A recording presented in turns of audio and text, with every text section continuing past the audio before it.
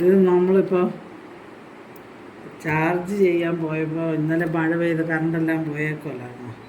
ഇവിടെ കറണ്ടില്ലായിരുന്നു. അപ്പോൾ വണ്ടി ചാർജ് ചെയ്യാൻ പോയപ്പോൾ അവിടെ ഒരു മാവെ പറിക്കുന്ന കണ്ട് അവരോട് വാങ്ങിച്ചതാണിത്. നല്ല ഫ്രഷ് മാവേന്ന് പറിച്ചിറക്കിക്കൊണ്ട് വന്ന പൊടിയാണ്.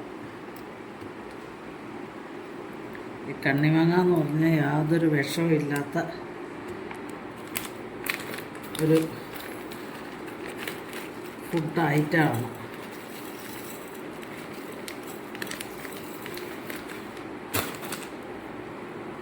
ഇതിൻ്റെ ഉപ്പുപൊടി ഇടുന്നതിൽ നല്ലത് കല്ലുപ്പിടുന്നതാണ്.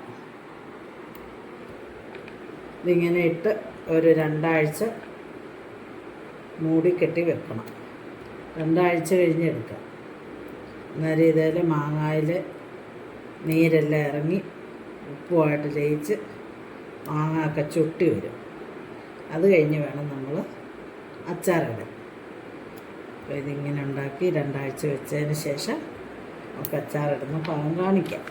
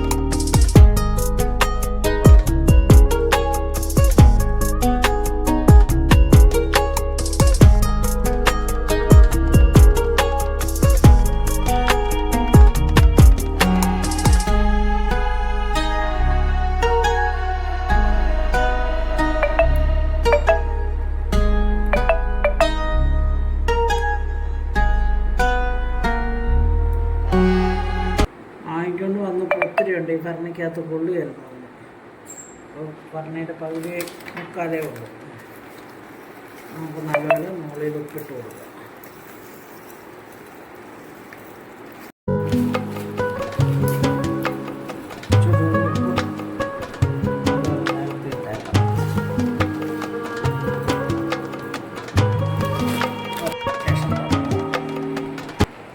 മാങ്ങയെല്ലാം ചുരുങ്ങി നീരെല്ലാം ഇറങ്ങും. ഓക്കെ, കണ്ണിമാങ്ങയിട്ട് ഉപ്പെല്ലാം ഇട്ട് നല്ലപോലെ മൂടി വെക്കുവാണ്. ഇനി അതിൻ്റെ പുറമെ നമ്മളൊരു ഉപ്പിൻ്റെ പൊടിയിട്ട് നമ്മളൊന്ന് സീൽ ചെയ്യുവാണ്.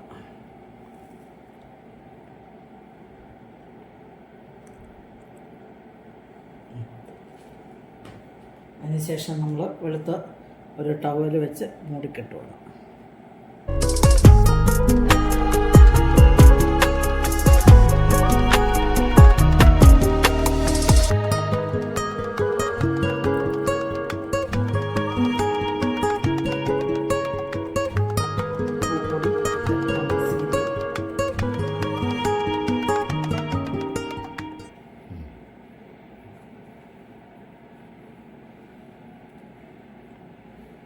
അതിനുശേഷം നല്ല വെള്ള ടവൽ വെച്ച് നമ്മൾ 2-3 മടക്കി അതുപോലെ ഒന്നും കൂടെ സീൽ ചെയ്ത് വെള്ളയിട്ട് മുറുക്കി എയർ ടൈറ്റായിട്ട് കെട്ടിവെക്കും.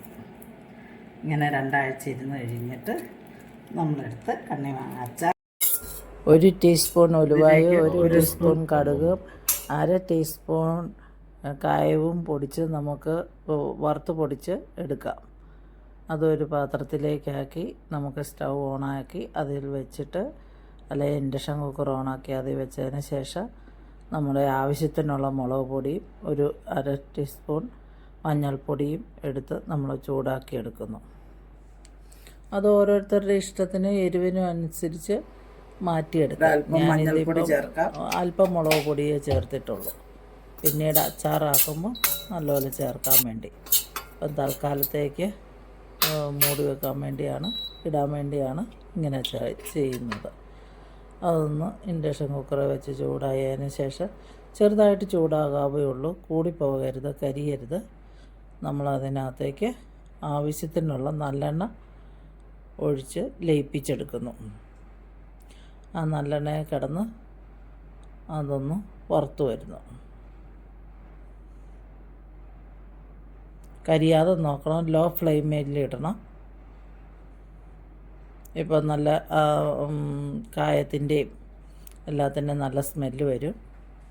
അപ്പം നമ്മൾ ഭരണി തുറന്ന് കണ്ണിമാങ്ങയിൽ നിന്ന് ഇറങ്ങിയേക്കുന്ന നീര് അല്പം ഒരു പാത്രത്തിലേക്ക് എടുത്ത് മാറ്റി വെച്ചു. അതിനുശേഷം നമ്മൾ നല്ലെണ്ണയും ചൂടാക്കിയ മുളക് പൊടിയും കൂടി അങ്ങോട്ട് ഇടുകയാണ്. ഇട്ട് ഇളക്കി നമ്മൾ നല്ലപോലെ യോജിപ്പിക്കുന്നു. മുളക് പൊടി എടുത്ത പാത്രം എടുത്ത് മാറ്റി വെച്ചേക്കുന്ന മാങ്ങാ നീരിൽ വീണ്ടും നല്ലപോലെ കഴുകി അതിൻ്റെ കൂടെ തന്നെ യോജിപ്പിക്കുന്നു.